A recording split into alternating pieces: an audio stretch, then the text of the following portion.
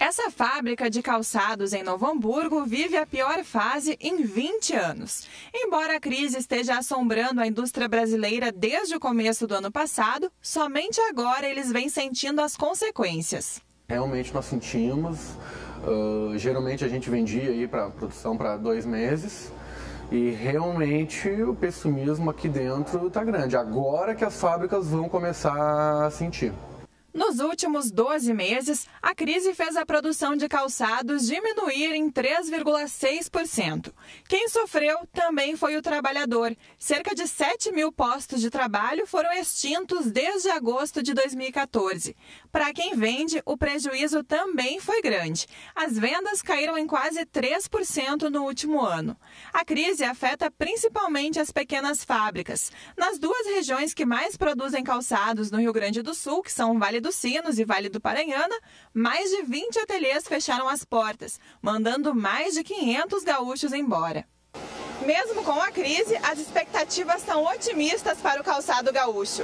Dados da Associação Brasileira das Indústrias de Calçado apontam uma retomada gradual no nível de exportações que se intensificam a partir do segundo semestre, com a participação de empresas brasileiras em feiras internacionais na Itália, Alemanha e Estados Unidos. Espera-se que a partir das feiras internacionais que ocorrem agora nos meses de agosto e de setembro, nós tenhamos uma recuperação nos embarques do setor para o mercado internacional.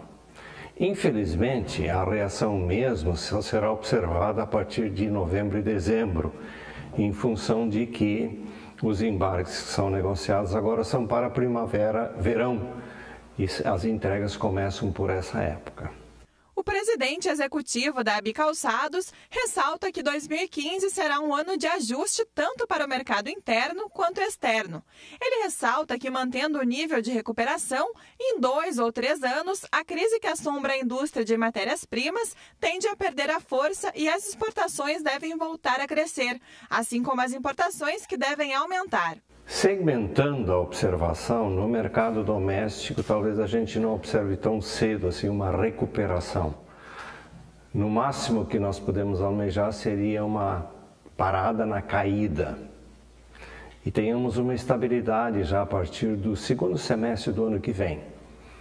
Já no mercado internacional, a observação é um pouco mais positiva. Talvez a gente tenha um crescimento das exportações neste ano ainda em relação ao ano passado e no ano próximo de 2016 ainda melhor. As projeções otimistas servem de alento para o empresário. Uma matéria-prima mais barata, um ambiente comercial favorável e incentivos de produção seriam a saída para esse momento tão difícil que o calçado gaúcho vem enfrentando. Tentar contornar, tentar encher a fábrica no segundo semestre e rezar que chegue a coleção de preview de inverno de novo para que a gente consiga, que o mercado também, esperamos que o mercado dê uma animada, né? Mas realmente no momento a fábrica está sentindo e muito. Setor calçadista esperançoso e otimista com a recuperação da economia no segundo semestre de 2015, porém, grande parte da indústria e de outros setores do país inteiro continuam com um pessimismo e grande devido aos números e dados que são apresentados diariamente sobre a nossa economia. Para falarmos sobre os rumos que a economia do país vai tomar nesse restante de ano e também nos anos seguintes que estão a vir pela frente, nós convidamos até o estúdio do TV Fevale Notícias a professora do curso de Economia da Universidade Fevale, Lisiane Fonseca da Silva. Professora, boa noite, obrigado por ter aceitado o convite.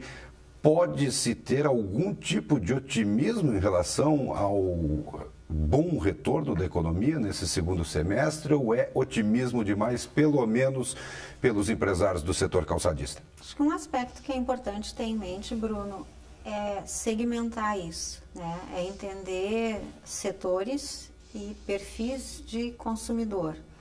Então, quando é falado sobre esse otimismo, e a própria matéria feita, né, com a direção da AB Calçados sinalizou isso, se tem uma perspectiva positiva em termos de exportação. E isso, de certa maneira, está relacionado com um conjunto de variáveis, tá? Uma inquestionável é a questão do câmbio, né? Nós hoje temos um valor de dólar favorável para exportarmos. A outra é que a gente tem, mesmo que não no ritmo que se gostaria, uma retomada, digamos, na economia internacional, né? Então, se até poucos anos atrás a gente tinha uma economia internacional muito precária, o cenário hoje é um pouco menos pior, vamos dizer assim. Então, claro que isso gera uma perspectiva otimista, né? Principalmente para quem trabalha com exportação. Essa liberação do câmbio é proposital? Pela crise que se atravessa internamente, liberar o câmbio é a melhor decisão para que pelo menos não se afetem todos os setores da indústria, já que somos um país exportador? Na verdade, o que acontece é assim, Bruno. O Brasil já trabalha, né, com o câmbio flutuante, que é uma relação de demanda e oferta de moeda, já há bastante tempo. O que a gente tem que ter em mente é que nesse momento a gente tem alterações no cenário internacional que está nos afetando de forma significativa.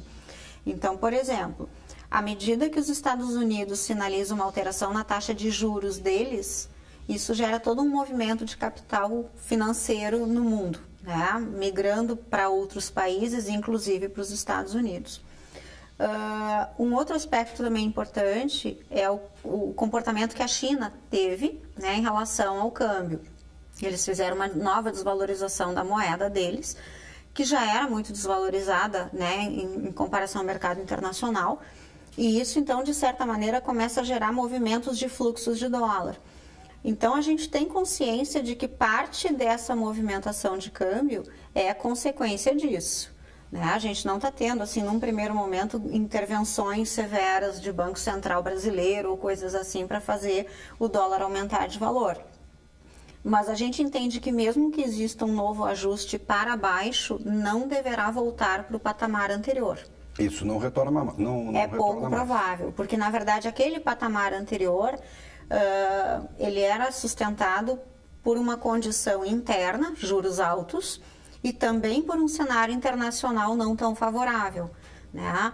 Em bom português, tu tendo dinheiro, tu consegue fazer dinheiro no Brasil, né? Seja como ganhador da Mega Sena, que a gente brinca, ou seja com moeda internacional. Então, de certa forma, hoje, como a gente tem uma reorganização, produzir passa a ser interessante, né? E a gente visualiza movimentos em alguns mercados por mudança de juros, de comportamento, enfim, que façam com que esse capital também se reorganize. Certo. Agora, em relação à própria produção interna, quem não atua nessas áreas, vamos dizer, em áreas exportadoras, vai continuar tendo dificuldades? A previsão para quem tem, por exemplo, negócios na indústria calçadista, como a gente acabou de ver na reportagem, ela é mais favorável do que para quem não tem negócios que possam ser exportados?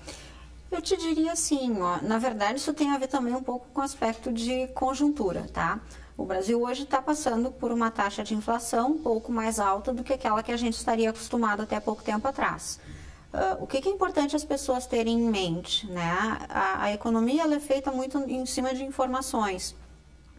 E dependendo de como tu assimila algumas informações, tu é mais ou menos proativo, né? Então, nós temos uma inflação, né? Está acima da meta estabelecida, mas ela ainda não é, digamos assim, um descontrole a ponto da gente, né, não imaginar uma possibilidade de recuperação.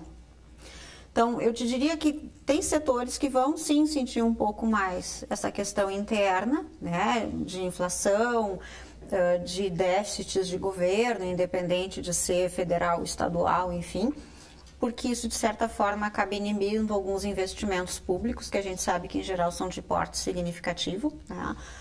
Mas, ao mesmo tempo, exige da população uma certa reorganização financeira. E quando eu falo de reorganização financeira, é analisar, por exemplo, pesquisas de preço, né? Onde é que está um preço melhor, aonde não está. Mas a gente, historicamente, sempre tem no segundo semestre um movimento mais positivo do que no primeiro, né? Tanto pela questão de entrada de 13º, as festividades, mudanças de estação, né?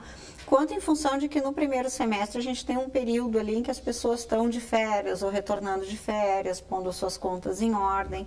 Então, normalmente, o segundo semestre tende a ser mais positivo. Certo, nós tivemos um Dia dos Pais não tão bom, com queda nas vendas da indústria. Esses números podem se repetir como a senhora falou, nas festividades que a gente tem no segundo semestre, Dia das Crianças, Natal, Réveillon, esse número, o comércio pode sofrer esse ano, mesmo com festas um pouco maiores? Pode. Pode, na medida assim, não que não vá vender, mas talvez não atinja as expectativas que ele possui num primeiro momento, né? Porque para eu vender mais comparado a 2014, eu preciso ter uma condição que me permita isso. Então, se a gente pensar que a gente tem algumas taxas de desemprego em algumas regiões, né, que teve um aumento, ou a não abertura de novas vagas, né, mesmo que eu não tenha fechado o posto de trabalho, eu não abri novas vagas. Se a gente levar em consideração que parte da população ainda está endividada, seja porque comprou o carro novo na época, né, do IPI reduzido, seja porque fez um financiamento habitacional e coisas desse tipo, então eu preciso primeiro administrar esse endividamento, para depois pensar num novo, né? Então, de certa forma, tem algumas coisas na área econômica que a gente observa na forma de ciclos. Então, na medida que as pessoas gastaram um volume maior de dinheiro em bens de maior valor agregado, o meu próximo ciclo tende a ser em itens que tenham menor valor. O que eu estou chamando de menor valor? Eu posso estar comparando uma casa com uma geladeira, como eu posso estar comparando uma televisão com um par de sapatos, se a gente pensar em presentes, por exemplo. Certo. Professora, obrigado pela entrevista, obrigado pela participação. Uma boa noite para a senhora. Obrigada, igualmente, para todos os ouvintes. Essa foi a professora Lisiane Fonseca da Silva, professora do curso de Economia aqui da Universidade Fevale.